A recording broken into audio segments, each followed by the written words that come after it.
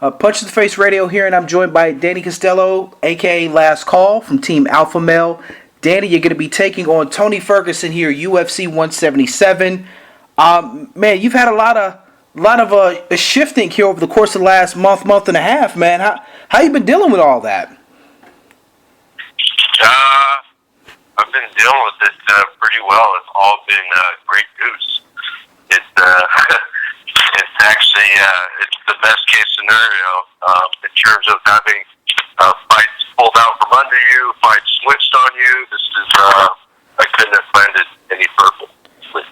Yeah, you originally scheduled to fight here UFC 176. The whole event gets canceled.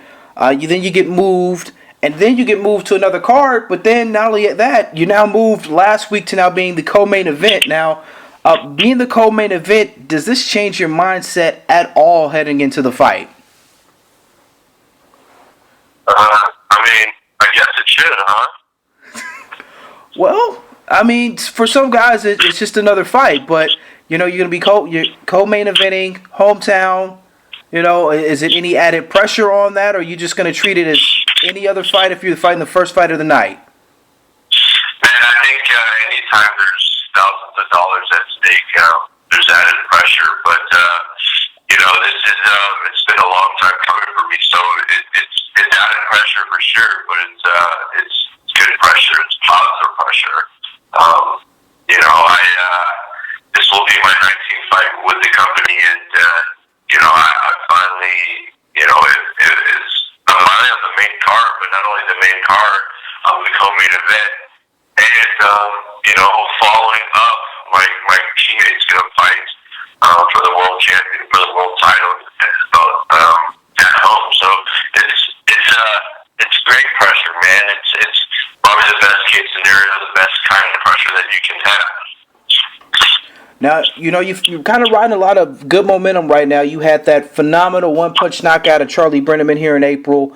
You fought a close fight against Edison Barbosa. It was fight of the night candidate. You lost, but it was still a good fight. You really didn't lose any respect from anyone in that. And you won a couple fights before that.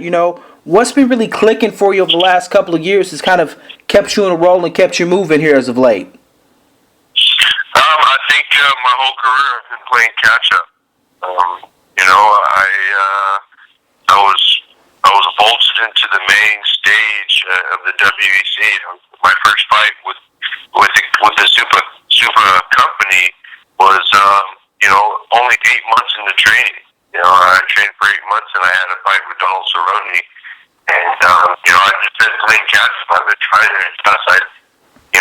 Before that, I had no striking training, no jiu-jitsu training at all. Only 8 months, and I'm fighting one of the best lightweights in the world back then. And now, I've just been grinding. My career's been full of ups and downs, and finally, all that hard work is starting to pay off, and I'm adjusting. And you believe it. You can believe it or not. Your listeners can believe it or not. I'm one of the best fighters in the world. My last two fights that I dropped against Edson Barbosa, Michael Johnson, you watch those first rounds, and 9 times out of 10, a ref would stop those fights, but unfortunately they didn't, and that's just all part of my story. That's what makes this opportunity so sweet to me. I get the co-main event in my hometown, and it's just a great feeling. What you're saying, you've played catch-up here for, throughout your career. What do you think is maybe something that's underrated about your game that a lot of people maybe don't respect as much, or that you might not have actually shown as much in fights over the course of the last, 2 to 3 years? I think just my well-roundedness. I'm a purple belt in jiu-jitsu. I'm a brown belt in jiu-jitsu. I'm a purple belt in the Bang Muay Thai system. I've got great wrestling. I'm strong. I've got power in my hands, son. And I just in the past I haven't been able to showcase that, for one reason or another. But now it's starting to work out for me. I had a close fight with Edson Barbosa. Didn't go my way, but I got a lot of end of the fight, I was supposed to get demolished. The odds, I believe I was a 4-1 underdog. Edson Barboza going into that fight was one of the best strikers in the lightweight division. Was able to put him on his butt, and I was close to finishing him a couple of times. I go into the Brenneman fight, and I showcase that power, one punch knockout power, and now I'm going to go into a fight with another well-rounded fighter who's just as hungry as I am, and is trying to make a name for himself. So there's a lot at stake, and I'm embracing it. This is a perfect opportunity. I need to seize this opportunity to make a name for myself and to continue with my career. So, I'm really looking forward to it. Yeah, and Tony Ferguson, he's currently riding a 2-fight win streak himself. What do you see in his game that you can maybe expose without, obviously not giving out your whole game plan, but, what do you see about him that may be a weakness that you may try to kind of exploit a little bit once that bell rings? My wrestling is always a factor. Just like he's got some power in his hands, I got some power in my hands as well. My striking game is the best it's ever been. I've had because of the switch up, I was running my camp because I was originally supposed to fight with Chad Mendez on 176. August 2nd, he was fighting Aldo, and Coach Bang came out to work with me for that fight and Chad for that fight. Fight got canceled. I got another 6 weeks with Bang, and this is one-on-one time. I'm working with them 3 times a week, one-on-one. I'm taking his classes, 3 times a week as well. So you're looking at, over, I don't even know by the time we get there, it'll probably be an extra 200 of hours working with Bang. So, with that being said, I feel like I could win the fight several different ways. I feel like I can also win it on the ground with my ground game. After the Charlie Brenneman fight, 7 days later, I flew to Brazil and competed in a jiu-jitsu tournament called Copa Pidio, and I competed in a jiu-jitsu match, no points, no time, and I was able to walk away with a submission victory over a black belt. So, my confidence is really high right now, and my game is the best it's ever been. So it's going to be a great fight, and I know that Tony Ferguson isn't someone to overlook. No one in the lightweight division is, but he's got some hype behind him, and he's got great power in his hands. He's real long and rangy, but I've fought. It basically what it comes down to. I mean, you could say that we're pretty much the same fighter, but basically what it comes down to is my experience. I've had 18 fights in the big show, 8 with the blue gloves on, the WC gloves, and then 10 with the black gloves on in the UFC. So the level of competition that I have faced has been a little bit higher than this. Now, you guys do share a common opponent that I'm seeing here in Michael Johnson. Have you watched that fight that he had with Michael and saw maybe see something that Michael might have tried to use against you that didn't work, that did work for him when he fought Tony? Yeah, I've watched that fight several different times, but that fight was, it was a long time ago. Was it 2 years ago? Maybe 18 months ago.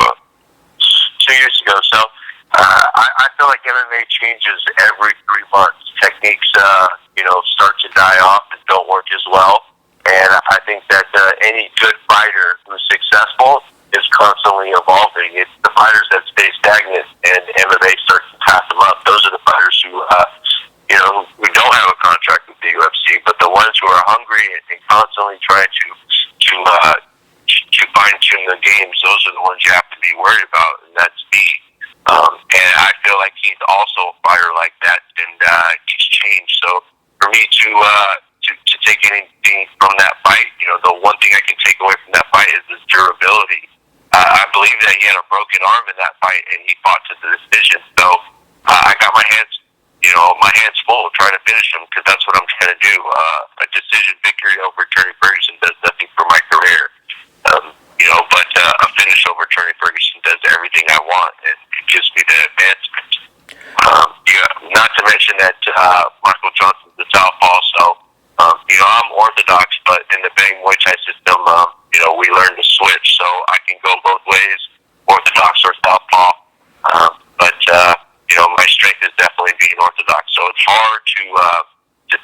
anything away from that fight besides him being real tough. You know, is it, pretty evident that the winner of this fight, between you and Tony, you guys are going to crack the UFC's rankings as far as the top 15. They're in the lightweight division. Obviously, with cracking that, you'll be able to get a top 10 opponent, maybe even top 5, because that is easily the most stacked division in the UFC. Do you feel at this time in your career, it's now or never, you have to go out and you have to really bust your balls and go full speed to get that title shot here, here in the next year and a half? Yeah, definitely. Not to mention you throw thousands of dollars in the picture. If I lose, it's only half my money. I don't live a lavish lifestyle. I don't have gold chains or Mercedes Benzes or anything like that. But for me to get half my money would be it'd be terrible. It'd be a terrible end to the summer. So I'm not getting any younger. This is the perfect opportunity for me.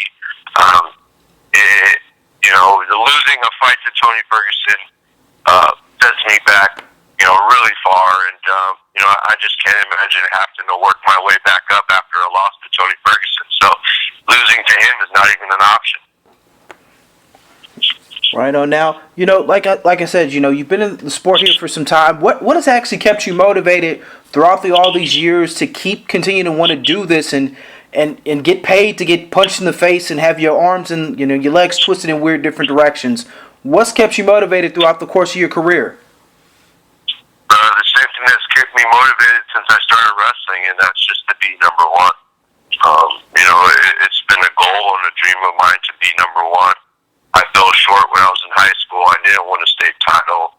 Was in junior college. I didn't win a junior college state title. I went on to wrestle the 4-year NAIA and lost in the national finals by a few points. So I've been close, and that's basically what pushed me to start fighting. And that's been a dream of mine since I was a kid, and nothing's changed since. And every day I wake up, I work as hard as I can, and that way when I go to bed, I can finally, when I lay down to rest, I know that I put in a hard day's work and I've gotten better. And I'm one step closer to my dream. It's been a lifetime of hard work, a lifetime of blood, sweat, and tears. And this is the perfect opportunity. I'm just looking to put a storybook finish to this amazing opportunity that I have in front of me. Absolutely, and that journey will continue here August 30th, UFC 177, Sacramento. Now, Danny, let the fans know where they can follow you, social media, Twitter, Facebook, Instagram, all that good stuff. Yeah, so my Twitter account and Instagram account are the same as Last Call 155. I also have a fan page, Danny Last Call Castillo. You can find me there. And that's about it, man. I got a website also, but not sure where we are with that. It hasn't been updated in a couple fights, so I think the social media would probably be the best way to get any upcoming information about what I'm doing and what I got going. And definitely thank the sponsors as well to help kind of cut some of those checks to help you out and be able to focus on training. Yeah, definitely. Memory Tag has been an awesome sponsor to me, so if you can, definitely go out there and support those that support me. Booster Fighting Gear has got the best gloves in the game, and also Onnit has been great at taking care of me as well. My friends and family, my team, Team Alpha Male, all the supporters out there, you, yourself, all your listeners who are there, and either you like me or not, I mean, I'm still going to go out there and perform, so just go and either support me in the fight or hope that I lose, whatever. Just watch the fight so the ratings are high, and it's a good night for MMA, because the bottom line is, I want the fans to enjoy a good fight, because I'm just like you guys. I'm a fan also. I don't want to see a boring fight. I don't want to see a night full of horrible fights. So I'm going to put it all on the line there. I've lost twice at home so far. There's times of charm. I'm going to go out there and put it on the line for all the fans out there. Well, absolutely. Well, we appreciate you taking our time talking with us here on Punch to the Face Radio. Again, August 30th, Sacramento. I think you're gonna set the tone, and then TJ's gonna have to top what you do in the main event. So, pressure's on TJ. So hopefully he knows that. Pressure's on TJ. Like, if you go out and you lay your man out in the first round, TJ's got to be sent backstage like, what the hell? What I got to do? So, pressure's now on TJ. You just got to let him know that. Yeah, well, I'll tell you what, TJ's the most competitive guy I've ever met in my life. So if I get out of that first round to finish, I can't even imagine what he's going to try to do. Probably try to do the craziest finish ever in the history of MMA. So stay tuned, you guys. It's going to be a great night. August 30th, UFC 177.